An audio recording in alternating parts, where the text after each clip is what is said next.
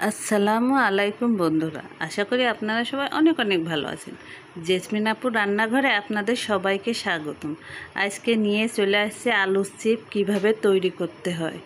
দেখুন, আলুটা আমি ভালোভাবে ছুলে নিয়েছি। আগে নেওয়ার পরে এটা আমি আলু ছোলা মেশিন দিয়ে দেখুন লম্বা লম্বা করে এটা আমি পিস পিস করে নিয়েছি। নেওয়ার পরে এখানে আমি একটু ঠান্ডা পানির ভিতর লবণ দিয়ে ভালোভাবে ধুয়ে নিয়েছি। নিয়ে যে কড়াইতে আমি তেল দিয়েছি, তেলটা গরম হওয়ার পরে আমি আলুর চিপসগুলো এমনি দিয়ে দিয়েছি। দেখুন, এটা আমি একটু ভেজে নেব, হালকা গোল্ডেন কালার করে ভেজে নিলে আমার এই চিপসগুলো তৈরি হয়ে যাবে। এই চিপসগুলো খেতে অনেক মজা, বাচ্চাদের অনেক পছন্দ এই চিপসগুলো।